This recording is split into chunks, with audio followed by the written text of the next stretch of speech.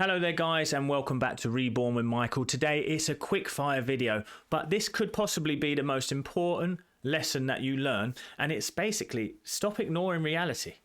It's a fallacy, it's a lie. Don't ignore reality. Instead, face it and let go of the emotional attachment to that reality. This is when you're going to manifest absolute wonders in your life. And this was the biggest lesson that I learned in manifestation that has changed my life. If you are interested in Spirituality Simplified, please consider like, sharing and subscribing. Also, comment down below. Do you agree with that statement I just said? What is it about ignoring reality? Well, I think ignoring reality is actually dangerous, guys. I work with so many people who have been using the law of assumption, manifestation techniques and all this, and we're often told, ignore reality, ignore reality, ignore reality. Well, the truth of the matter is yes, we do not want to become emotionally attached to reality. But if we ignore it, we're going to cause pain in the long run. Let's say, for example, there's someone who has a major debt. Debt collectors are sending letters. They do that. But the person goes, I'm just going to put them in the drawer. I'm going to put it in the drawer. I'm going to forget about it because I was told ignore reality. But that's not ignoring reality, because you haven't dealt with the underlying fear. Because you're going to put it in there, then you're going to distract yourself with something else. Distraction isn't ignoring reality. Going out and partying with your friends isn't ignoring reality. It's actually being irresponsible to the faculties of nature. The truth of the matter is ignoring reality is something completely different to that.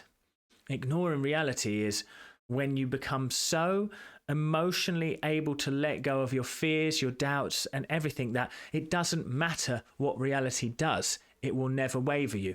Now, that's where the truly enlightened get to.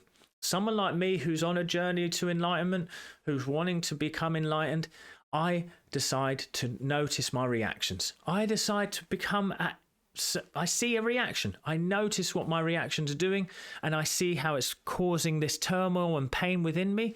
And instead of ignoring it, instead of turning away from it, I face it. But I don't face it in the way where I take action from it. I face it in the way where I sit back, detach, observe, release. Michael Singer and other wonderful teachers explain it so absolutely beautifully. And when you apply surrender with intention, which is what my sort of whole premise is of manifestation, you will create wonders in your life.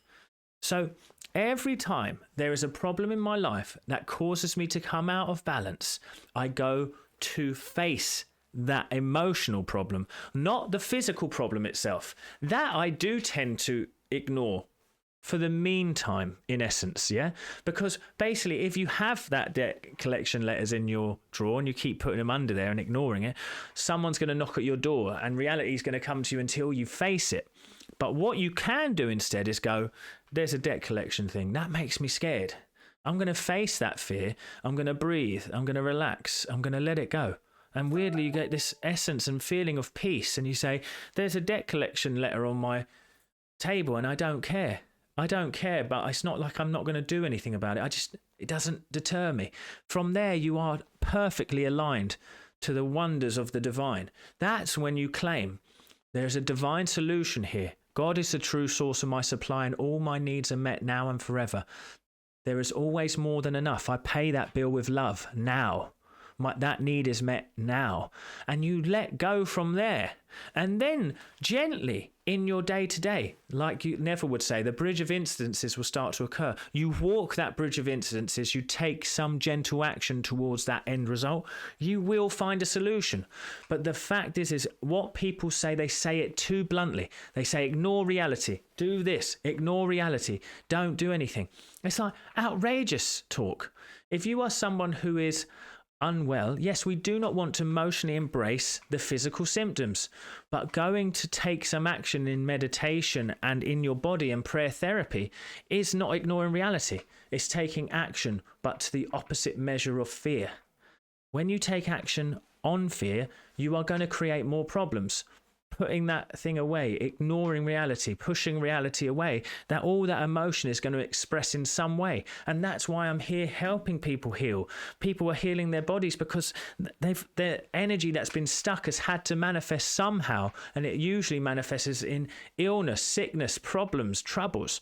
So I'm telling you, stop ignoring reality, face the emotional part of what that reality does to you by detaching and observing, and let it go. Now reality doesn't have a power over you. Now reality is not a god of you.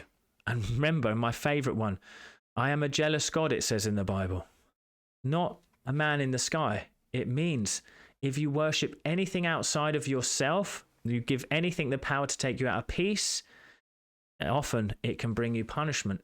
But it's of your own doing, not of a God in the sky, because we are all divine in nature. So I tell you, ignore reality. Don't ignore it. Face it. The emotional part only. Then take action towards the problem. I'll speak to you soon, guys. Thanks. Quick video today, but I love you all.